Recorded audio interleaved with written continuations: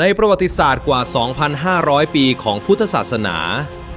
มีเหตุการณ์หนึ่งที่ถูกบันทึกไว้ว่าเป็นความอัศจรรย์ที่อยู่เหนือตรรกะ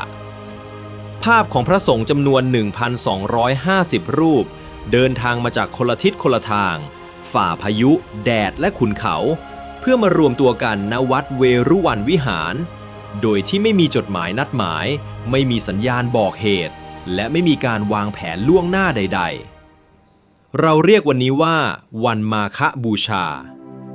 แต่เคยสงสัยไหมครับว่าภายใต้คำว่ามิได้นัดหมายนั้นมันมีความลับอะไรซ่อนอยู่มันคือพลังจิตหรือมันคือรหัสลับบางอย่างที่ถูกจารึกไว้ในประวัติศาสตร์แต่เรากลับมองข้ามไปวันนี้ Just Law จะพาทุกคนไปกระเทาะเปลือกความจริงขุดลึกถึงเบื้องหลังการรวมตัวครั้งยิ่งใหญ่ที่สุดในโลกโบราณเพื่อหาคำตอบว่าอะไรคือฐานความจริงที่ทำให้แรงดึงดูดมหาศาลนี้เกิดขึ้นจริงจากจารึกและหลักฐานทางประวัติศาสตร์เพื่อดูว่าภายใต้ความบังเอิญนั้นมีกลไกอะไรซ่อนอยู่มันคือพลังจิตที่สื่อสารกันได้หรือมันคือระเบียบแบบแผนที่ถูกวางไว้ล่วงหน้าอย่างแยบคายเตรียมพบกับความจริงที่อยู่กึ่งกลางระหว่างศรัทธาและเหตุผลได้ในตอนนี้ครับ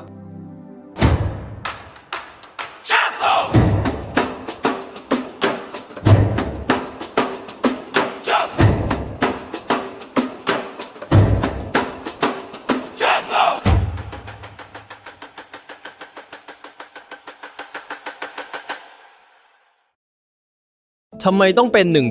1,250 รูปตัวเลขนี้ไม่ใช่เรื่องบังเอิญครับหากเราย้อนกลับไปดูแก่นแท้ของพระสงฆ์กลุ่มนี้เราจะพบว่าพวกท่านไม่ใช่พระบวชใหม่ทั่วไปแต่ทั้งหมดคือเอหิภิกขุอุปสัมปทาหรือพระที่พระพุทธเจ้าประทานการบวชให้ด้วยพระองค์เองตามหลักฐานในพระไตรปิฎกและอรรถกถาพระสงฆ์ทั้ง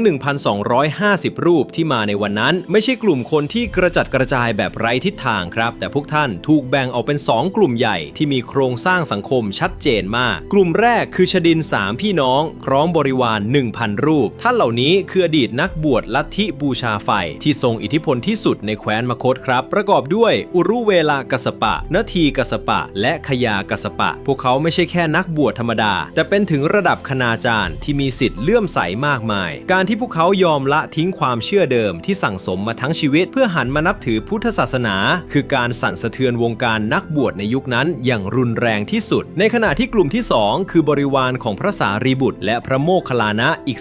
250รูป2ท่านนี้เดิมทีคือสหายสนิทนามว่าอุปติสสะและโกริตะผู้ที่ออกตามหาอมตะธรรมหรือความจริงที่ไม่ตายมานานแสนนานพวกท่านเคยเป็นศิษย์เอกของสำนักสัญชัยปริภาชกซึ่งถือเป็นสำนักปัญญาชนที่โด่งดังที่สุดแห่งยุคแต่เมื่อได้ฟังธรรมเพียงสั้นๆจากพระอัสสชิหนึ่งในพระปัญจวัคคีย์ทั้ง5จิตของพวกท่านก็สว่างไสวและพาทั้งบริวารทั้งหมดเข้าสู่ร่มกาสาวพัสนี่คือฐานความจริงที่น่าทึ่งครับเพราะพระทั้ง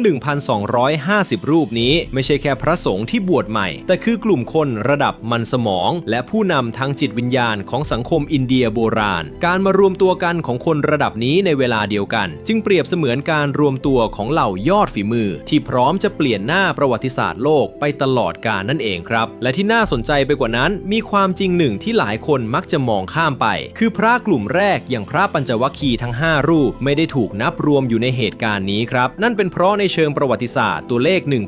1,250 คือตัวเลขของคลื่นลูกใหม่ที่เพิ่งบวชตามมาในแคว้นมคธส่วนเหล่าปัญจวัคคีย์ผู้บุกเบิกรุ่นแรกนั้นได้แยกย้ายออกไปปฏิบัติภารกิจในดินแดนห่างไกลแล้วนี่คือจุดเชื่อมโยงที่สำคัญครับการประชุมมาฆบูชาจึงไม่ใช่แค่ปาฏิหาริย์ที่ใครจะเดินมาก็ได้แต่มันคือการเรียกประชุมกองกำลังหลับที่กำลังจะกลายเป็นรากฐานสำคัญในการเผยแผ่ศาสนาเพื่อให้ทุกคนได้รับแมนวลหรือคู่มือการปฏิบัติชุดเดียวกันดังนั้นตัวเลข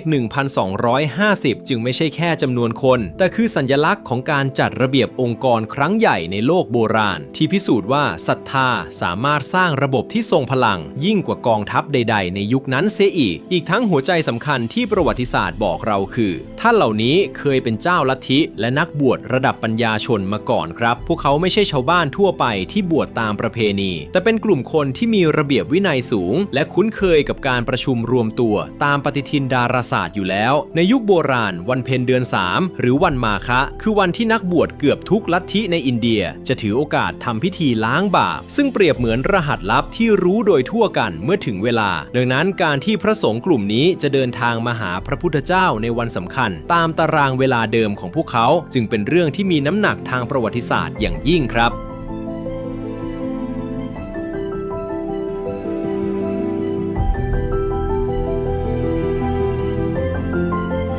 เมื่อประวัติศาสตร์และปาฏิหาริย์มาบรรจบกัน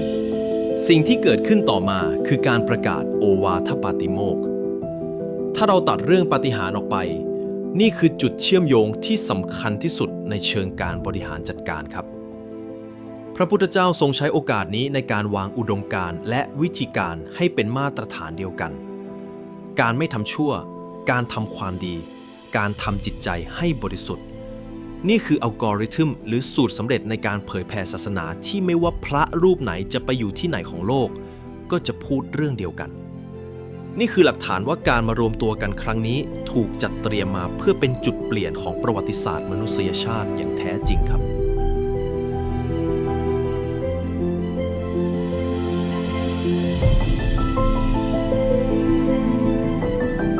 สุดท้ายแล้ววันมาฆบูชาอาจจะเป็นทั้งเรื่องของปาฏิหาริย์ทางจิตและความงดงามทางประวัติศาสตร์ที่บรรจบกันสิ่งที่ Just Law อยากให้ทุกคนเก็บไปคิดคือความเข้าใจที่ลึกซึ้งต่อความพร้อมของมนุษย์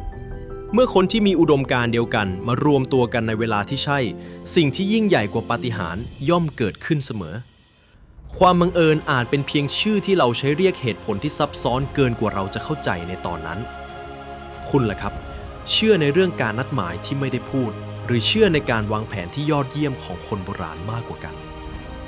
ถ้าชอบการวิเคราะห์ที่เจาะลึกทั้งประวัติศาสตร์และวิทยาศาสตร์แบบนี้อย่าลืมกด subscribe Just Law และเจอกันใหม่ในตำนานหน้าสำหรับวันนี้สวัสดีครับ